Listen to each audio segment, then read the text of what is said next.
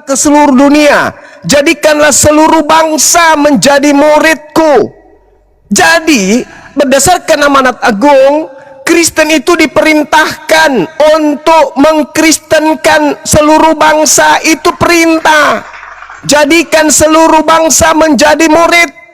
Menjadi murid berarti pengikut Kristus. Pengikut Kristus ya Kristen. Dengan kata lain, amanat agungnya adalah jadikan seluruh rakyat Indonesia menjadi Kristen.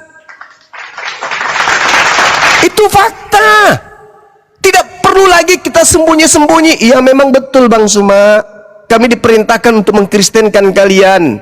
Itu real, itu ada di dalam data Bible itu sendiri. Itu poin yang pertama. Cuman mungkin caranya melakukan kristenisasi tidak sama seperti penjojo. Penjojo sadis. Selain merampok, merampas, dia juga mengkristenkan. Tapi kalau kalian ya mungkin segan, mungkin takut, mungkin malu, mungkin kemudian ya nanti dibilang bukan agama kasih lagi karena arogan. Tapi berdasarkan perintah itu mutlak. Jadikan, itu perintah. Kalau tidak dijadikan gimana? Ya dosa, karena tidak menjalankan perintah. Berbeda dengan Islam, serulah manusia, ya cuman disuruh menyeru. Mereka mau menerima ya silakan, tidak menerima silakan. Makanya di Islam, la ikraha fiddin, tidak ada paksaan di dalam ajaran agama Islam. Ada nggak ayat begitu dalam Kristen? Tidak ada. Coba mana? Mana dalam agama Kristen? Lakum dinukum waliyadin. Ada nggak? Nggak ada. Jadikan, itu perintah. Makanya ada apologet Islam ini untuk menghalau perintah itu agar jangan semena-mena, seenak perut, lina tidak jaya memurtadkan anak-anak Islam yang sudah jelas punya agama. Itu contoh, itu satu bagian. Itu cuman secuil dari segala tindakan gerakan kristenisasi di Nusantara ini. Itu hanya satu yang saya buka. Kemudian kita masuk ke dalam tema inti. Terkait dengan firman, Yesus itu kan sumber, Nabi Muhammad kan sumber, Musa kan sumber. Berarti tiga manusia mulia ini harus menjadikan kita kalau pengikut asli dari salah satu tokoh yang benar-benar mulia ini, maka kita harus mencerminkan mereka. Kalau kita pengikut Musa, Nabi Musa, maka kita harus mencerminkan diri kita sebagai pengikut Musa. Kalau kita pengikut Nabi Muhammad, maka kita harus mencerminkan diri kita sebagai pengikut Nabi Muhammad. Kalau kita menjadi pengikut Yesus, berarti kita harus mencerminkan diri kita sebagai pengikut Yesus. Kata Yesus, siapa yang mengasihi aku, dia yang mengasihi lo. Aku mengenal pengikutku, mereka mendengar suaraku dan mengikuti aku. Mengikuti dia loh, mendengarkan suara dia loh. Sekarang yang terjadi di gereja di mana-mana, yang kalian dengarkan itu suara pengarang, suara Yohanes, suara Matius, suara Lukas, suara Markus. Sedangkan pengikutku mengenal aku mengenal mereka, mereka mengenal aku. Mereka mendengarkan suaraku. Suara yang dimaksud di sini apa? Firman yang keluar dari mulut. Mulut siapa? Mulut Yesus. Dan mereka mengikuti aku. Setelah mereka mendengarkan firman dari mulut Yesus, mereka mengikuti mereka. Maka muncul pertanyaan ketika kita berbicara keotentikan sebuah kitab suci di sebuah agama. Mana kitab yang Kristen pegang yang berasal seluruhnya tanpa ada tafsir, tanpa ada kemudian kata pujangga, peribahasa di dalamnya, yang Yesus sama sekali tidak pernah lontarkan dari mulutnya? Mana kitab itu? Ada? Tidak ada kan?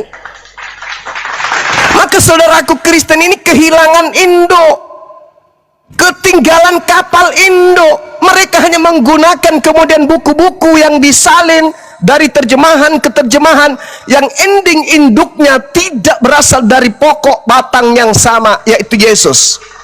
Kan tadi sudah kubilang, saya kasih data bagaimana kisah para rasul 7 menceritakan Filipus membicarakan tentang nas yang berasal dari Injil Yesus. Mana Injil Yesus? Yang diberitakan Yesus di dalam Markus 14 nomor 1 ketika dia ke Galilea mengajarkan Injil Allah. Sekarang di meja Kristen, di mimbar gereja, adakah Injil Filipus? Tak ada.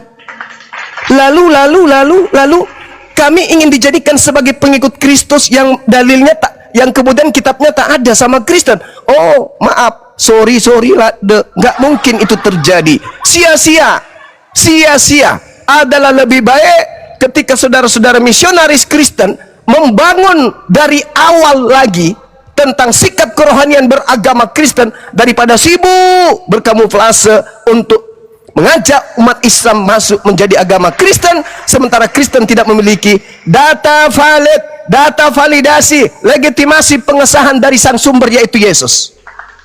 Orang Yahudi sang sumber Musa, kitabnya ada dari mereka, kitab Torah.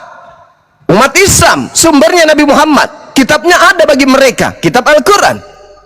Yesus adalah tokoh sumber. Kristen mengaku pengikut Kristus, tapi kitabnya berasal dari Kristus yang datang kepada Paulus, bukan Yesus menyampaikan Injil Allah kepada kaumnya Bani Israel. Ini adalah hal yang membuat kami umat Islam ini bukan ragu lagi, memang tidak percaya sama sekali bahwa Kristen itu adalah agama dari lain. No, kami tidak percaya 1% pun enggak, apalagi mau masuk mengikut menjadi Kristus atau pengikut Kristus atau menjadi Kristen. Sorry lah, itu tak akan mungkin terjadi selama kami sehat, selama kami waras. Karena kenapa? Ketika berbicara mengenai firman, Nabi Musa penerima firman dan penyampai firman, Nabi Muhammad penerima firman dan penyampai firman. Yesus jangan Anda katakan tidak menerima firman. Itu Anda sedang membodohi diri Anda itu. Kata Yesus, firman yang kau dengarkan dari mulutku itu bukan dari aku, tapi dari Bapa yang mengutus aku. Kurang apa coba? Sekarang tanya Lukas, kak dia duduk sini, Lukas. Nih minum kopi, isap satu batang dulu. Aku mau tanya samamu, apa bro? Firman yang kau tulis begitu tebal di dalam kitab Lukas yang kau catat buku pertamamu, bab 1 sampai bab 24, dan juga buku keduamu Kisah Para Rasul bab 1 sampai bab 28, itu sumbermu apa? Kau menerima firman itu semua dari mana? Kira-kira jawaban Lukas apa? Ia bingung. Menjelang siang, selamat siang.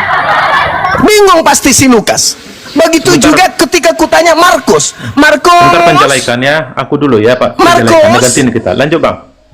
Ketika kamu menuliskan catatan kitabmu, sumbermu apa? Dia tidak mungkin mengatakan Yesus. Lukas tidak mungkin mengatakan Yesus. Penulis Matius tidak mungkin mengatakan Yesus. Penulis Yohanes juga tidak mungkin mengatakan Yesus. Hanya satu penulis Bible yang berani mengatakan dia menerima kitabnya, catatannya dari Yesus. Siapa itu? Paulus.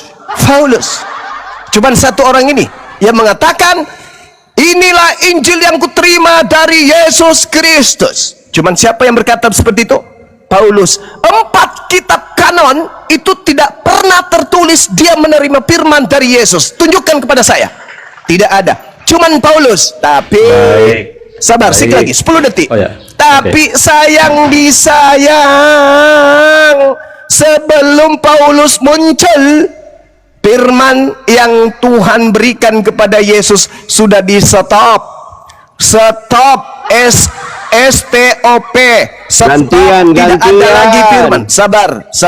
Tidak ada lagi firman yang Yesus sampaikan kepada Bani Israel. Tiba-tiba Paulus datang mengaku, aku menerima firman dari Yesus loh. Pret, Yesus mana? Silakan Anda tanggapi, gunakan data, jangan emosi, santai, rileks, tegas, tapi intinya kebenaran. Silakan. Siap. Makasih Bang Juma. Sahabat Andre, sebentar. Ya, yang tadi nggak usah nanggapin dulu karena saya dengan Bang Zuma lagi diskusi, nanti kalau kurang lebih nanti tambahin. Tapi intinya apa yang disebutkan oleh Bang Juma benar adanya, jelas ya, rinci ya. Saya tidak membantah ya, narasinya jelas ya. Tapi perlu saya luruskan Bang, sedikit Abang kayaknya mengarah ke ketakutan disebutkan di Matius 8:19.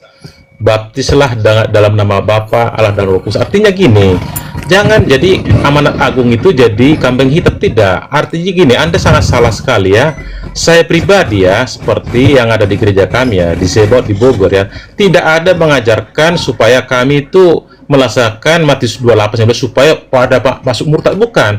Kristen itu hanya mengharapkan bagi siapa yang tahu di mana jalan keselamatan. Karena itu tadi, hanya Kristen yang menyebut ada jalan keselamatan. Baca ya, ketika disebut Yohanes 14 ayat 6, akulah jalan keselamatan ya. Nah, terus ada disebutkan malaikat ngomong loh ya, waktu ketika Yesus lahir di Lukas 1:2 ayat 11 itu, hari telah lahir bagi juru selamat, bukan juru yang lain-lain. Artinya itu Bang ya. Terus poin kedua, Anda bilang sang sumber itu ada 3, Musa menerima, Muhammad menerima. Betul, tapi Anda harus bisa memahami kelebihan daripada Yesus Isa sendiri. Yesus Isa adalah kalam yang berjalan. Kenapa? Dia itu bukan sembarang datang dari mana-mana. Musa, Muhammad hasil perkawinan. Yesus Isa bukan. Beda. Artinya kalau di Kristen itu jelas. Betul Abang bilang ya. Dia, apa yang disebutkan di Yohanes 3:16, Allah itu mengutus anak yang tunggal. Bukan Allah itu melahirkan, bukan. Dia proses mulai dari Lukas 1:26 ya, ketika Allah itu menyuruh langsung loh itu malaikat Gabriel, bukan kayak yang lain, nggak ada perintah kok ujuk-ujuk ada di bumi. Dia harus ada punya proses, seperti Anda bilang harus punya ijazah. Ini kok ada datang ke bawah nggak ada surat perintah, ini kan disuruh kemana, kata Gabriel, ke Nazaret lah, ketemu siapa? Maria. Itu baca sendiri pas sampai 31, beri nama dia Yesus, karena Yesus itu tidak berubah hari ini sekarang selamanya. Yesus itu tetap ada gitu, karena ya kan itu nama Yesus itu kan bukan si Fulan yang ngasih langsung dari sana. Jadi artinya yang Anda bilang tadi di Matius 3:17 betul dikonversikan dengan Yohanes 3:16. Ya, percaya kepada Yesus tidak binasa. Dia kan memberikan jalan untuk ya itu tadi keselamatan kan gitu. Nah, terus Anda menyebutkan tadi ya tentang agama itu. Anda jangan samakan dengan Kristen itu. Kristen itu kan bukan agama. Bukan seperti Anda di surah Quran Ali Imran 83, bukan. Dia total sampaikan ke Anda ya. Kami Kristen bukan pengikut Paulus, bro. Dialah pemberita yang tobat. Dulu kan latar belakangnya kan Anda jelas tahu kan. Dianya itu kan orang Farisi yang nggak suka dengan ajaran Yesus karena mereka sangat kecewa.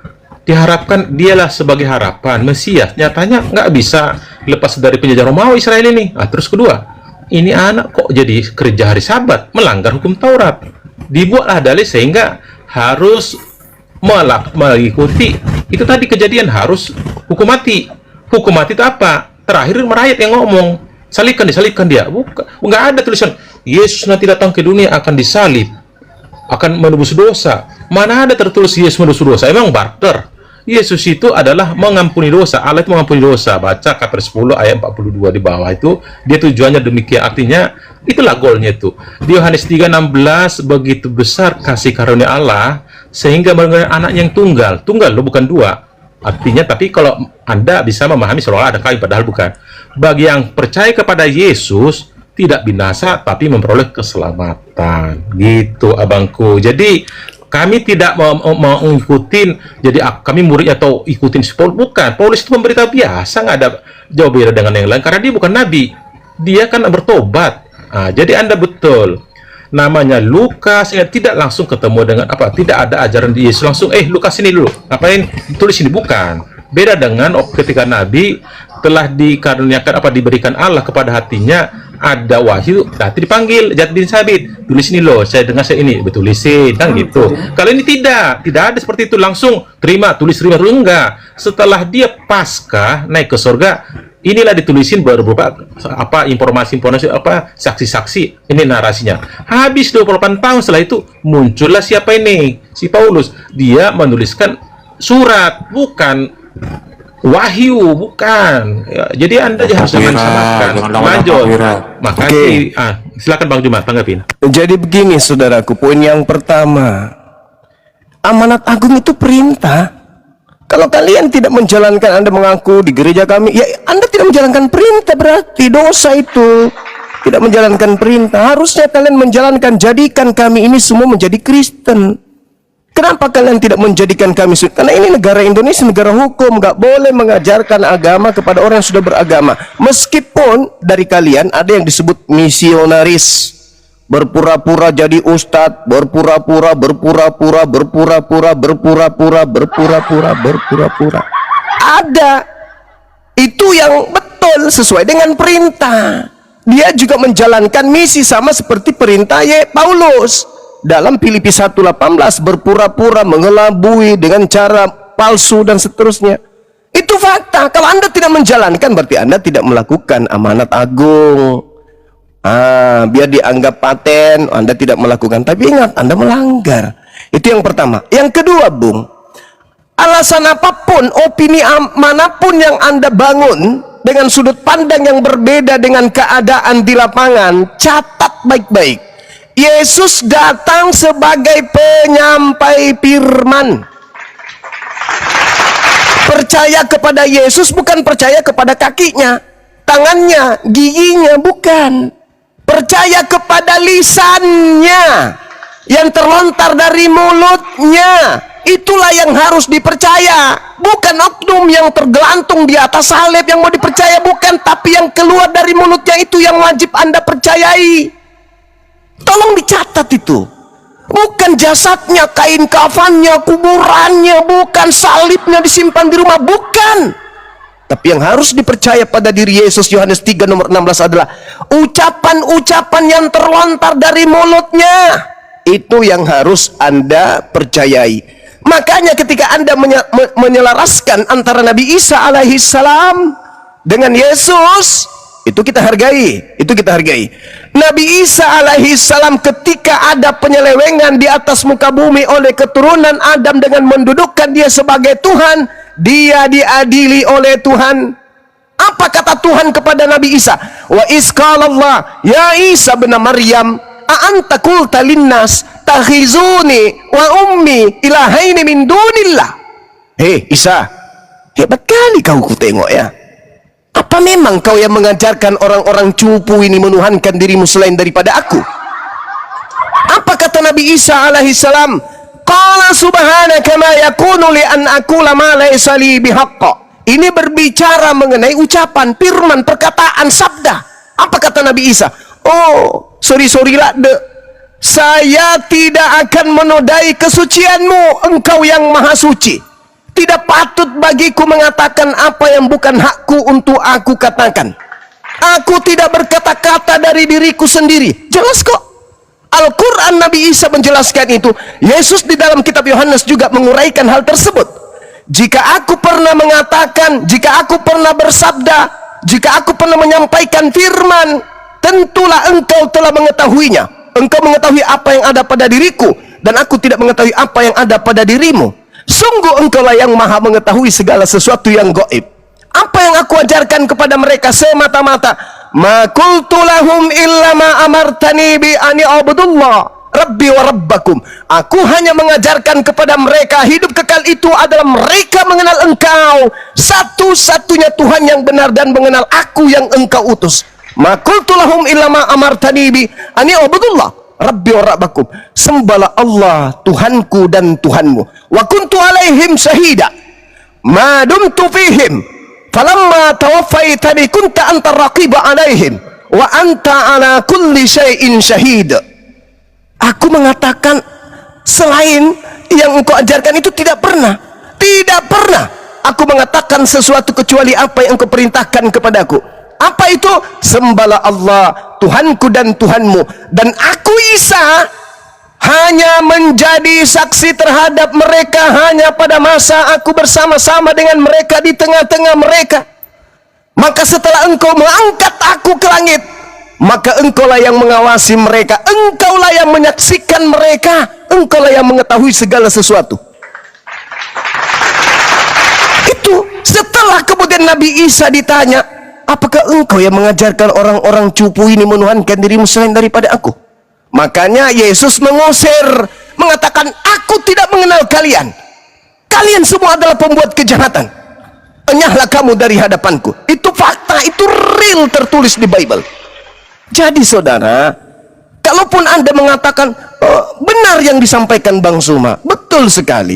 Tetapi Bang Suma, saya harus meluruskan bahwa Bible kami itu tidak mensifati saduran seperti Al-Quran. Dituliskan, dibukukan Bible itu tidak sama seperti Al-Quran. Tapi maaf saudaraku, Anda juga saya katakan betul. Memang Al-Quran dibukukan tidak sama seperti dibukukannya Bible itu. Tetapi poinnya bukan di situ.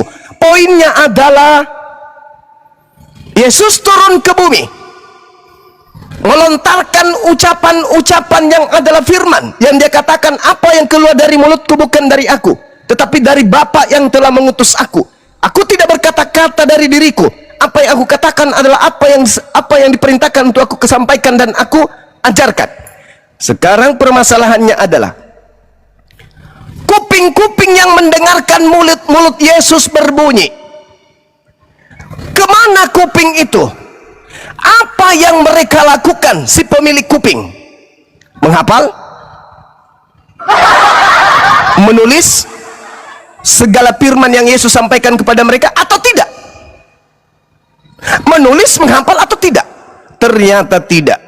Berarti ada mata rantai yang terputus dari Yesus. Segala firman yang diucapkan, yang diterima segala murid tidak menghafalkan, murid tidak menuliskan, hanya mendengarkan. Tetapi ada Lukas, ada Markus, Matius, ini sumbernya dari mana? Sedangkan para murid hanya mendengar, para murid tidak menghafal, para murid tidak menulis. Lalu apa sumber penulis-penulis Bible? Sumbernya hanya satu. Apa itu? Hasil penyelidikan. Sebuah agama yang menjadikan buku yang berasal dari hasil penyelidikan, hasil gosip, hasil kesaksian, curhat-curhatan, peristiwa, cerita-cerita yang diterima kemudian dari masyarakat ke masyarakat, itu agamanya bermasalah. Kenapa? Karena panduan dalam beragama bukan firman Tuhan, tetapi hasil dari curhatan seseorang yang tidak dikenal yang kemudian dibukukan.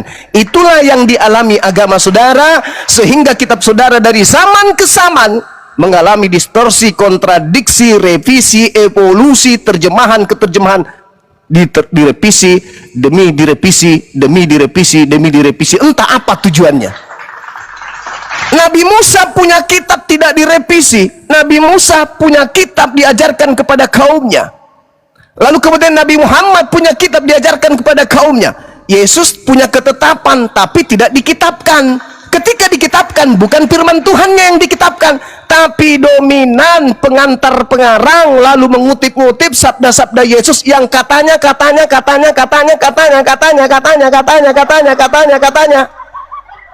Jadi kalau saudaraku mengatakan ada benarnya yang saya sampaikan, saya juga mengatakan ada benarnya yang saudara sampaikan. Tetapi itu yang menjadi catatan hitam. Apa itu?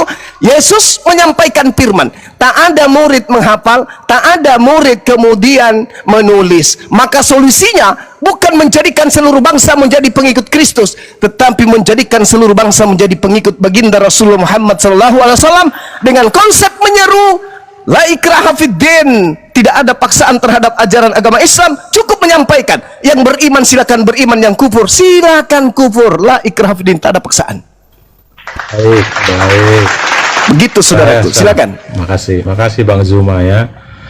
Saya tanggapin dengan abang bilang tadi ya, Yesus sebagai penyampai firman. Betul Bang. Kami juga berdoa Bang ya, Allah itu kami nggak kenal. Jujur, sama dengan Anda. Islam tidak mengenal Allahnya sama dengan kami. Tapi setelah datang Yesus, kami mengenal dia. Apa kami doa kami? Kami, sesembahan kami Allah Bapa yang kami sembah melalui perantara Yesus Kristus dan Roh Kudus. Betul abang, sepakat. Artinya dia datang supaya kami kenal apa disebut Yesus.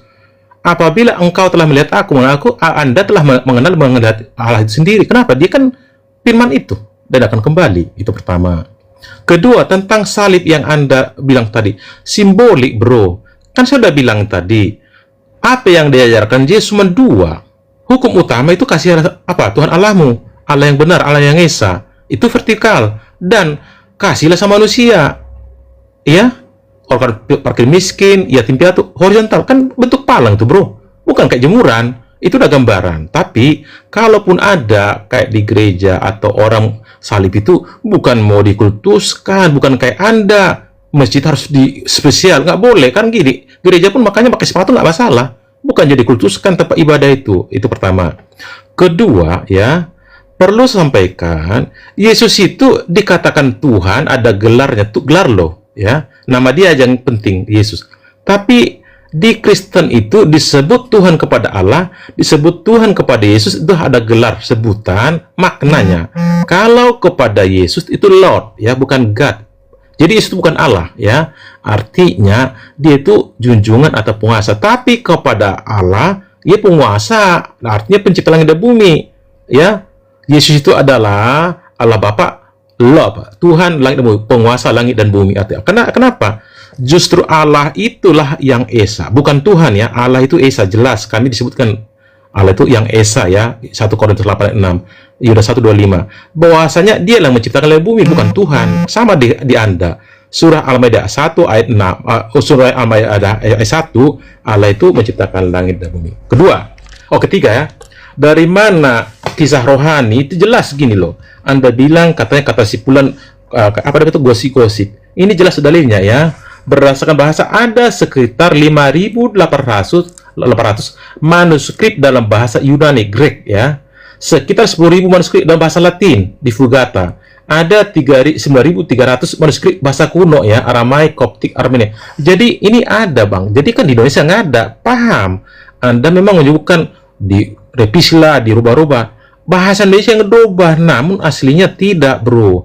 Utuh kayak Quran. Cuman kebetulan kami nggak dibuat di atasnya ada bahasa aslinya, nggak muat, ketebalan nanti. Di Anda kan nggak terus setebal kitab kami, sehingga tulisan itu walaupun agak besar masih muat semua. Kami bisa tebal apa bawa ke gereja gituan? Intinya kita telah mempercayai LAI. Perkara LAI seperti yang Anda sindir, termasuk juga kata Allah itu, ya monggo nanti kalau memang Aldo masuk, saya udah bilang sama dia, silakan merapat supaya jangan dibuat nama itu, supaya kita nggak ada tendensius, ada kontradiksi dengan teman-teman muslim. Demikian tanggapan saya, Abangku. Lanjut. Udah 1 jam kita bicara. Saudaraku, Ya. kalau pola Bible Anda katakan tebal karena itu tulisan dari 4 orang, kalau seluruh sahabat baginda Rasulullah Muhammad SAW, bukan 4 orang. Alkitab itu terjemahan lama, nggak ada hubungan dengan si Matius Lukas, enggak. Itu beda, Iya, kitab si Musa itu. Lanjut. Oke. Ini sifat sebuah kitab. Kalau sifat kitab Anda ini yang ditulis 4 orang, Lukas, Markus, Matius, Yohanes ini, Anda katakan tebal kalau diterjemahkan. Bagaimana dengan ketika seluruh kesaksian-kesaksian sahabat Rasulullah yang ribuan itu dituliskan lalu dikumpulkan menjadi satu buku? Itu tidak akan sampai kota Makassar, sampai kepada Amerika, itu nggak cukup. Kalau ditumpuk buku itu mungkin bisa sampai ke langit ke-7. Betul. Saking banyaknya. Jadi itu bukan alasan. Nah, sekarang saya masuk ke Makanya dalam. nggak dibuat aslinya gitu loh ceritanya. Anda pasti dibuat supaya nggak salah. Baik, sekarang kita masuk tema saya sanggah tentang Tuhan yang kami tidak kenal menurut saudara. Orang-orang Yahudi diajarkan Yeremia 31 nomor 34. Jangan lagi di antara kalian mengajarkan dan berkata kepada yang lain, kenallah Tuhan. Jangan. Sebab baik kecil maupun besar mereka telah mengenal aku. Orang Yahudi tanya, mana Tuhanmu? Nggak ada nampak, ini loh digantung, ini loh disandarkan di tiang. Nggak ada, tapi mereka sudah mengenal Tuhan. Kenapa mereka sudah mengenal Tuhan? Karena sifatnya itu sama seperti Yesus. Yesus pun mengenal Tuhannya, tetapi bukan berarti Yesus itu melihat Tuhan dalam arti kata wujud seperti makhluk. Maka Al-Quran menarasikan kepada kami, ini sering saya sampaikan, sanurihim ayatina fil afaqi wa fi anfusihim. Kami mengenal Tuhan kami, kawan. Kenapa? Karena Tuhan kami menyatakan diri dari segala penjuru. Tuhan kami itu menampakkan dirinya di setiap penjuru. Kebesarannya nampak di setiap penjuru. Tak ada titik di atas muka bumi ini, debu, bulu sehelai, selembar daun yang kemudian tidak lepas dari pernyataan-pernyataan kebesaran Tuhan. Wa ampusihim, wa bi ampusihim, dan bahkan di dalam diri kami sendiri Tuhan menyatakan diri. Jadi kami mengenal Tuhan kami. Yang tidak mengenal Tuhannya itu yang bingung, malah menjadikan anak orang menjadi Tuhan. Kalau kami tidak, Maka Al-Quran mengatakan dengan sangat jelas, walaqad khalaqnal insan wa na'lamu ma tuwaswisu bihi nafsuh. Sungguh aku benar-benar menciptakan manusia dan mengetahui apa yang dibisikkan oleh hati dia, dan aku lebih dekat kepada manusia itu daripada manusia itu terhadap urat lehernya sendiri. Jadi kami tidak mencari Tuhan lagi, karena kami mengenal Tuhan kami. Dia hakikat maha suci, dia hakikat maha sempurna, maha besar, maha kuasa. Selain daripada itu bukan Tuhan. Sedangkan Yesus mengatakan apa? Jangan Yesus deh, ya, Yohanes apa yang dikatakan? Dalam Yohanes 1 nomor 18, tidak seorang pun yang pernah melihat Allah, tetapi Anak Tunggal Elohim, Bapa Tuhan yang ada di pangkuan Tuhan, dialah yang menyatakannya. Yesus yang menyatakan tentang Tuhan itu seperti apa. Maksudnya menyatakan di sini bukan memperlihatkan jasadnya Yesus, enggak. Dalam bahasa Yunaninya exegesis. Artinya bahwa di dalam pernyataan Yohanes, dalam catatan kitab saudara sendiri, Yesus yang mentafsirkan, Yesus yang menjelaskan, Yesus yang menguraikan, Yesus yang menyatakan tentang Tuhan itu seperti apa. Makanya di dalam pengakuan Yesus, Yohanes 7 nomor 28-29, dengarkan baik-baik. Waktu Yesus mengajar di Bait Elohim, Yesus berseru, memang aku kamu kenal. Jadi orang-orang Israel mengenal Yesus. Dan kamu tahu dari mana aku berasal. Akan tetapi, aku datang bukan atas kehendakku sendiri, tetapi aku diutus oleh Dia yang benar, yang tidak kamu kenal. Kamu memang mengenal aku, tetapi kamu tidak mengenal Bapa. Aku kenal Bapa, sebab aku datang dari Bapa, dan Dialah yang mengutus aku. Kamu mengenal aku, ya, tapi kau tidak mengenal Bapa. Berarti orang-orang Israel yang mengenal Yesus ini bukan mengenal Bapa, karena Bapa itu mereka tidak kenal.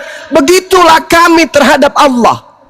Kami tidak mengenal dalam bentuk esensi wujud, tapi kami mengenal Bapa. Kami mengenal Allah, kami mengenal Allah melalui perantaraan penciptaannya. Kami mengenal Allah melalui baginda Rasulullah Muhammad sallallahu alaihi wasallam. Kata Nabi Muhammad, kamu memang mengenal aku, tapi kamu tidak mengenal Allah. Nah, dalam Al-Quran jelas bahwasanya sanurihim ayatina fil afaq wa fi anfusihim. Pencipta langit dan bumi itu kami kenal, tetapi kami tidak mengenalnya seperti seorang bayi yang keluar dari rahim ibunya bla bla. Kami tidak mengenal seperti itu. Itu bukan sifat ajaran kami. Oleh karena itulah saudaraku, kembali kepada tema kita, jelas sekali Yesus ini penyampai firman.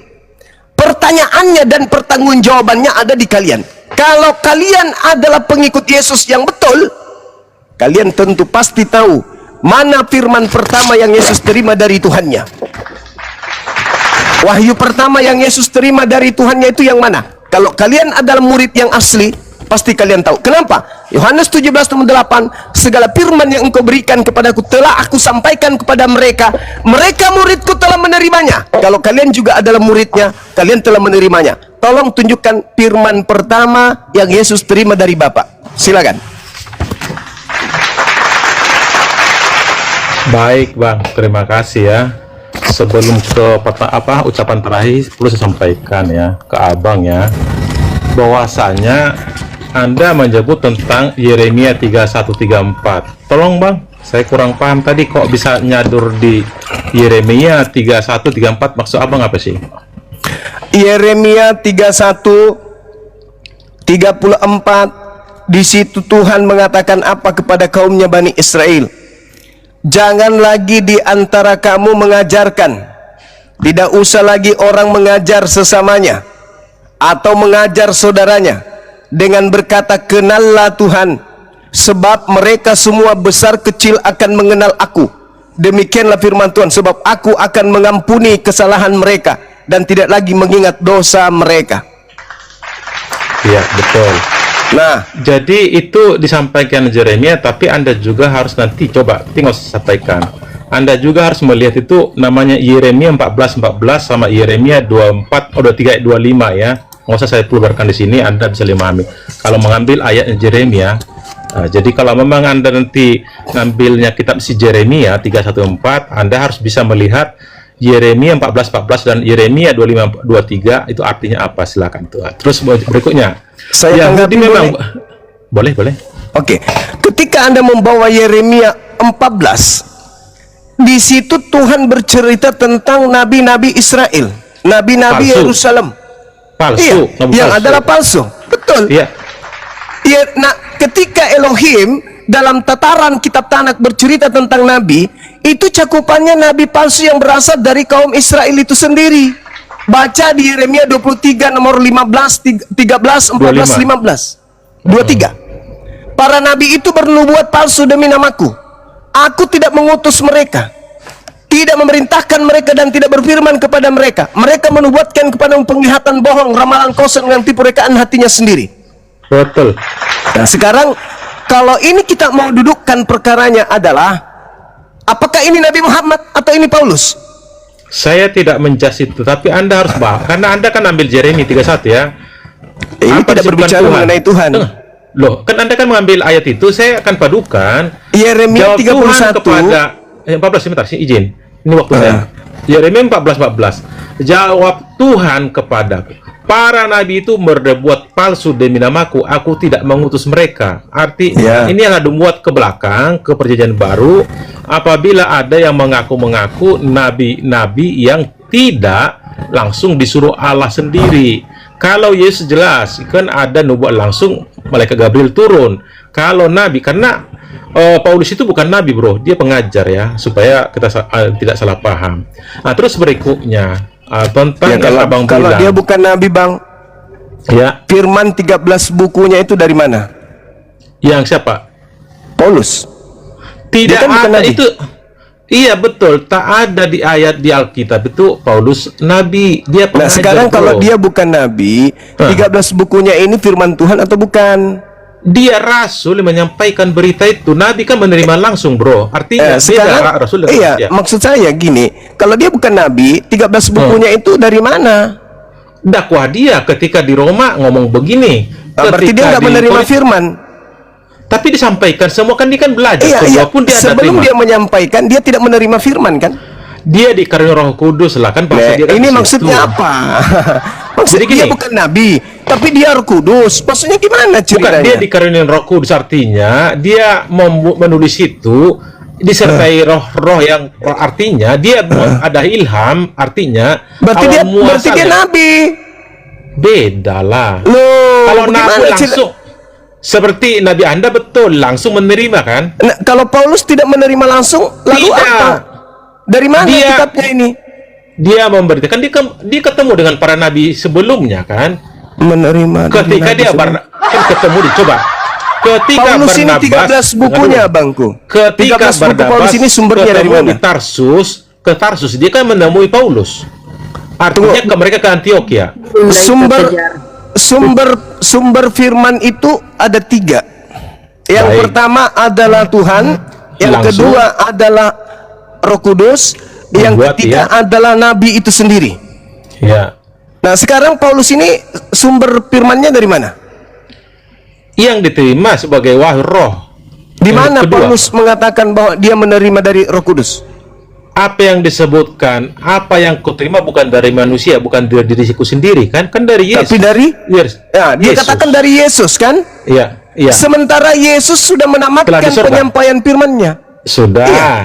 Nah, tapi terus ketika dia kena azab, siapa yang mengajabkan dia sampai kena cahaya?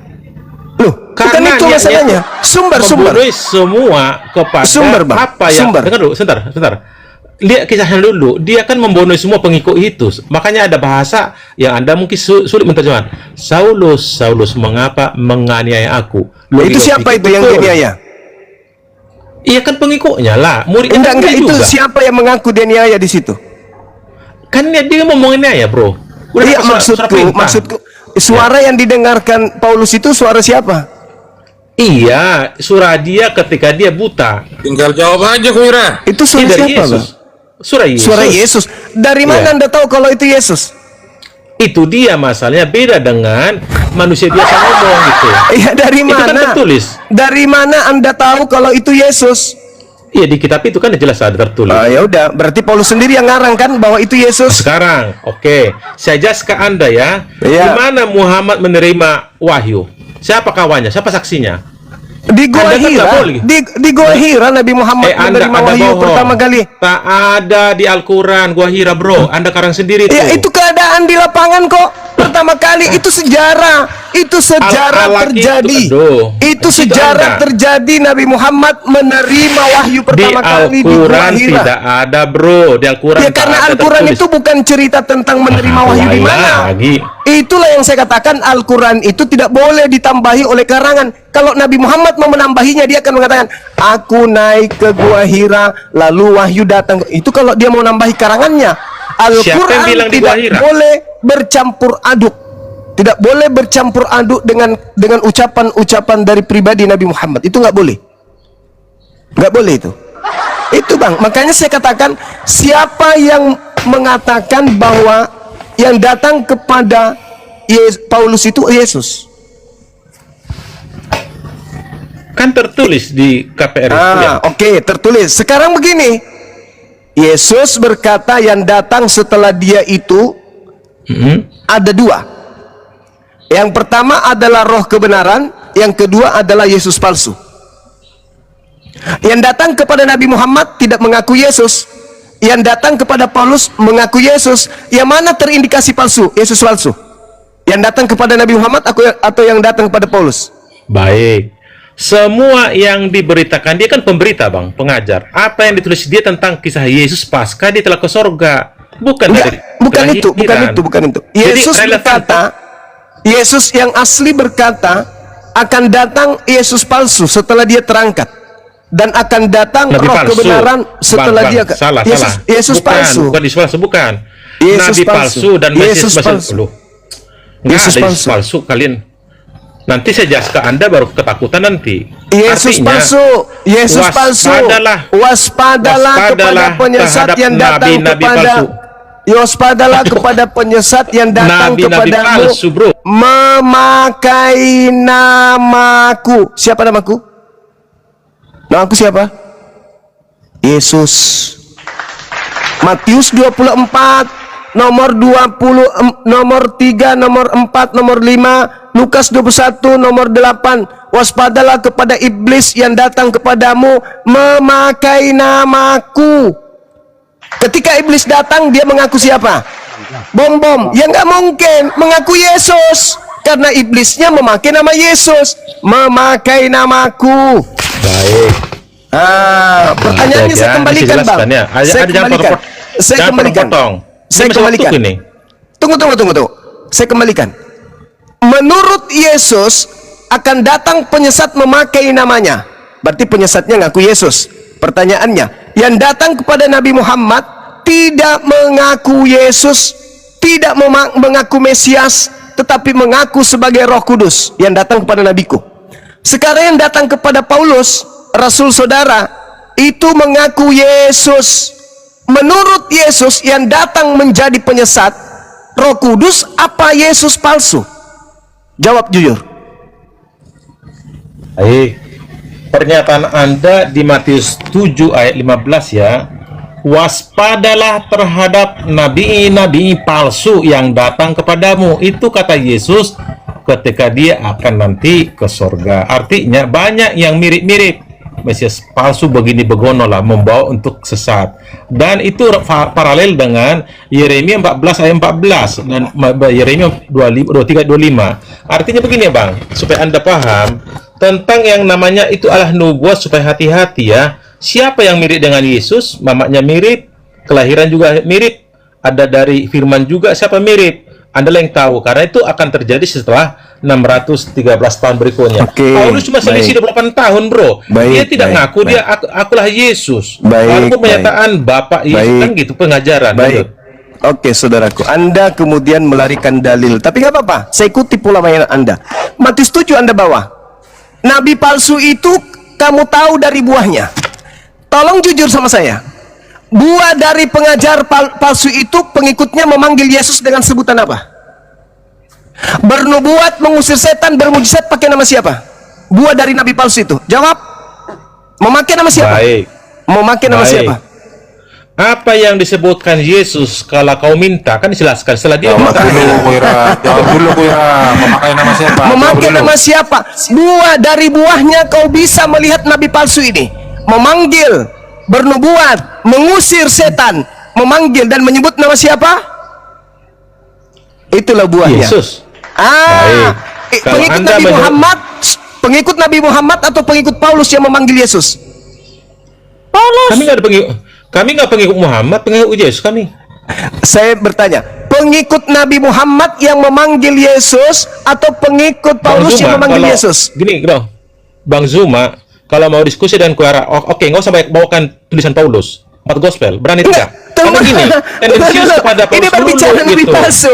Ini Karena berbicara gini loh. Nabi palsu. Kata Yesus, Nabi palsu itu mendatangi kamu. Nabi Muhammad tidak Baik. pernah datang di abad pertama. Siapakah Pauluslah yang Nabi? mendatangi murid Yesus. Baik. Pauluslah yang datang kepada murid Yesus. Baik. Dan dari buahnya, dari buah dari Nabi palsu itu kamu tahu siapa dia. Baik. Buahnya memanggil aku Tuhan, bernubuat pakai namaku, bermujizat setan pakai namaku, bermujizat pakai namaku.